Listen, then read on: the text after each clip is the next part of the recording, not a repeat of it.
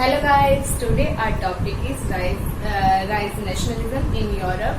तो ये हमने पहला पार्ट जो था वो कर लिया, ये इसका सेकंड पार्ट है नेपोलियन के बाद का पार्ट। तो इसमें हम डिस्कस करेंगे कि जब वहाँ पे नेशनलिज्म की जो भावना थी लोगों के अंदर आ रही थी या उस चीज को लेकर जो भी रेवोल्यूशनर्स जो थे क्रांति कर रहे थे, क्रांतिकारी, तो उसकी वजह से जो लोगों का रिएक्शन वो क्या था, वहाँ के पीपल का रिएक्शन क्या था गाइज। वहाँ पे जो आर्टिस्ट और फार्मर्स थे, किसान और जितने भी कारीगर थे वो खुश थे।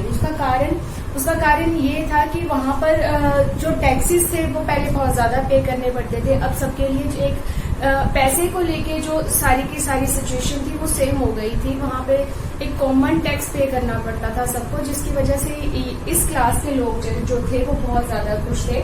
उसके बाद लेकिन जो पूरा का पूरा फ्रांस था उसमें कम से कम छोटे छोटे कई प्रांतों में वो बटा हुआ था। जो कुछ ऐसे प्रांत भी थे गाइस जो कि पूरे के पूरे फ्रांस के शासकों के अधीन थे। वहां पे सिचुएशन थोड़ी डिफरेंट थी। वहां पे जो राष्ट्रीयकरण की भावना थी उसको दबाया जाने लगा धीरे धीरे, जिसकी वजह से लोगों को काफी हद तक ये चीज समझ आने लगी कि ये जो नेशनलिज्म है, जो या लोगों को कुछ अधिकार दिए जा रहे हैं वो थोड़े टाइम के लिए है। और उनकी ये बात गाइस बिल्कुल सच निकली।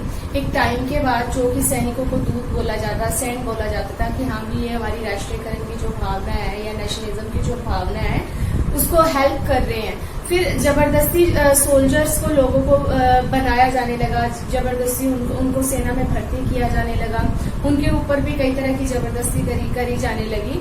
तो लोगों को धीरे धीरे ये बिल्कुल अंडरस्टैंड हो गया था कि यहाँ पे जो नेशनलिज्म है वो बहुत ज्यादा देर तक नहीं है, क्योंकि जहाँ पर नेपोलियन का कब्जा है या नेपोलियन जहाँ का शासक है वो कभी भी ऐसा नहीं चाहेगा कि यहाँ पे जो नेशनलिज्म है वो आए। तो उसके बाद क्या होता है गाइस, बिफोर रेवोल्यूशंस टाइम, जो रेवोल्यूशंस के टाइम के पहले क्या हुआ, पहले का जो टाइम था वो कैसा था। कहते हैं कि जो यूरोप था मिडिल 18th सेंचुरी में, जो इज नॉट लाइक आज की तरह नहीं था, वो बिल्कुल डिफरेंट था आज के टाइम से। उसमें कह लो कि जर्मनी, इटली, स्विट्जरलैंड छोटे छोटे भागों में डिवाइड थे। वहां पे हर एक डिवाइड अपने आप में फ्री था, हर एक का अपना अलग शासक हुआ करता था। लेकिन वहां पे ज्यादा लोग नाम जानते किसको थे, एक खास क्लास, कुछ वर्ग के ऐसे लोग थे जो कि एक बड़े साम्राज्य के अधीन आते थे। उनका शासक बड़ा सम्राट माना जाता था, और लेकिन लोगों की अपनी कोई डिफरेंट आइडेंटिफिकेशन या पहचान नहीं थी, ठीक है ना। वो अपने शासक के नाम से ही जाने जाते थे कि हाँ भाई ये उस शासक की प्रजा या उस शासक के शासन से संबंधित है। तो ये थी वहां के बिफोर रेवोल्यूशन टाइम की जो सिचुएशन थी। तो अब हम बात करेंगे rise of different Nations and reactions. ऐसे क्या हुआ, यूरोप के अंदर छोटे छोटे राष्ट्रों ने जन्म लेना शुरू किया या तो उभरने शुरू हुए। तो उसके ऊपर जो लोगों का रिएक्शन था वो क्या था। अब छोटे छोटे जो राष्ट्र, कह लो कि छोटे छोटे जो क्षेत्र थे वो एक राष्ट्र के तौर पे अपने आप को स्वतंत्र घोषित करने लगे। उसका कारण यही था कि लोग ज्यादा से ज्यादा स्वतंत्रता पाना चाहते थे। लेकिन इसी बीच अलग अलग विचारधाराओं ने, जो आइडियोलॉजी थी लोगों की अलग अलग थी। कोई तो कहता था कि हाँ भी नेशनलिज्म होना चाहिए, लेकिन किसी को अपना जो पुराना कुलीन तंत्र था, अरिस्टोक्रेसी टाइप ऑफ गवर्नमेंट थी, वो ही पसंद थे। कुछ सम्राट के अधीन रहना पसंद करते थे। इन्हीं सारे थॉट्स और विचारों के रीजंस की वजह से वहां पे अलग अलग वर्ग, अलग अलग क्लासों ने जन्म लिया। सबसे पहले वहां पे जो क्लास आती है गाइड्स, वो आती है एलाइट। जो एलीट क्लास है, इसको हम हिंदी में बोले तो कुलीन तंत्र बोलते हैं, जिसको ब्रोजवाज भी बोलते हैं। ये एक स्पेशल टाइप ऑफ क्लास थी जिनके पास कह लो कि धन संपत्ति, प्रॉपर्टी बहुत ज्यादा हुआ करती थी।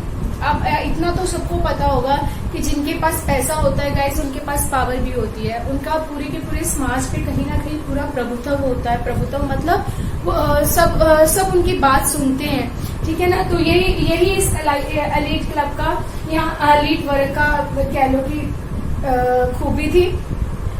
वहां पे जितनी भी सोशल होगी, पॉलिटिकल पावर्स होगी, वो इन्हीं के हाथ में हुआ करती थी। ये एक स्पेशल टाइप ऑफ क्लास थी गाइस। इसके पास बहुत सारा पैसा था। कह लो कि शहरों में ये बंगले बनाकर आलीशान जिंदगी जिया करते थे। गांव में इनकी जमीनें हुआ करती थी, जबकि ये खुद मेहनत नहीं करते थे। या काम करवाने वालों से, कारीगरों से, या कह लो किसानों के थ्रू या दासों के थ्रू काम को अपना करवाया करते थे। इनकी एक स्पेशल लैंग्वेज होती थी। ये नॉर्मली जो लैंग्वेज थी वो फ्रेंच लैंग्वेज ही यूज करते थे। आगे आता है हमारे पास वेस्ट साइड में जो लैंड थे गाइस, वहाँ पे फार्मिंग जो थी वो छोटे छोटे किसानों के थ्रू करी जाती थी। लेकिन जो ईस्ट साइड थी वहाँ पे जो जितना भी सेंट्रल एरिया था वो बड़े बड़े खेत हुआ करते थे, और वहाँ पे जो खेती करवाने के लिए जो कह लो कि स्लेव होते हैं, दास होते हैं, उनसे खेती करवाई जाती थी। तो इसी तरह ये थी गाइस एलीट या कह लो कि पूंजीपति वर्ग, समाज के ऊपर जिनका पूरा प्रभुत्व था, जिनका पूरा कह लो कि इफेक्ट था, लोग इनसे प्रभावित होते थे। ठीक है ना। नेक्स्ट हमारे पास आ जाता है मिडिल क्लास। इसी की हेल्प के लिए एक मिडिल क्लास ने जन्म लिया। जब इनका कारोबार बहुत ज्यादा बढ़ गया गाइस, तो इनको एक ऐसे वर्ग की जरूरत पड़ी जो पढ़े लिखे भी हों और जो पढ़े लिखे कामकाज को संभाल सके। तो जब इंडस्ट्रियल कह लो कि अभोग जो थे, इंडस्ट्रीज थी, वो इंक्रीज होने लगी, वो बढ़ने लगी, तो धीरे धीरे एक नई क्लास ने जन्म लिया जिसको हम कहते हैं मिडिल क्लास। अब इस मिडिल क्लास के जो वर्ग के लोग थे वो काफी इंटेलिजेंट, बुद्धिमान माने जाते थे।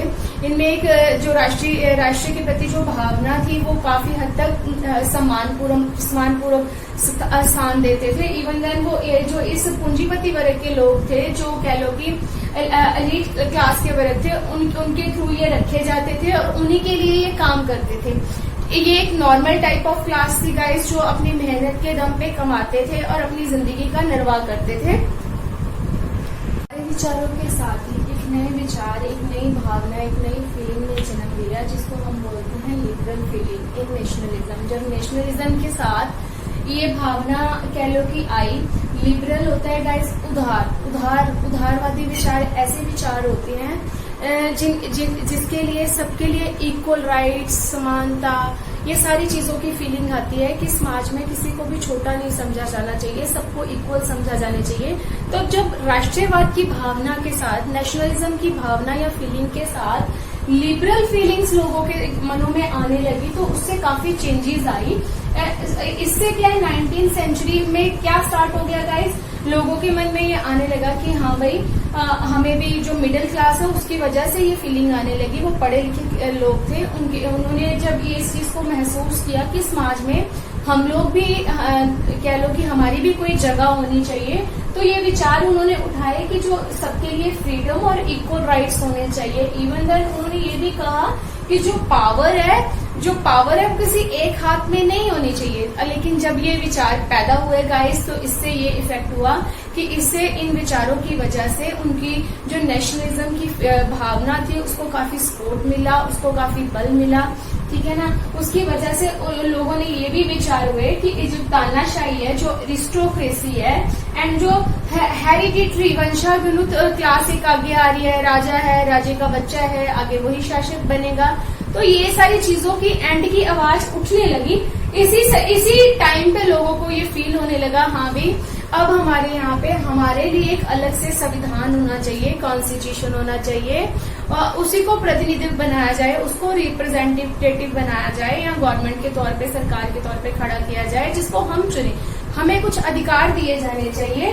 तो इसी की वजह से एक और आवाज उन्होंने उठाई कि जो भी प्रॉपर्टी वाला राइट है उसको खत्म कर दिया जाए, इन द सेंस कि प्रॉपर्टी वाले राइट को ही इम्पोर्टेंस देना कि हाँ भाई जो वोट देने का अधिकार है उन्हीं को दिया जाएगा, या पूरी की पूरी पावर और सोशल पावर, राजनीतिक पावर उन्हीं के हाथ में रहेगी, वो ही पूरी की पूरी सोसाइटी को चलाने के हकदार हैं।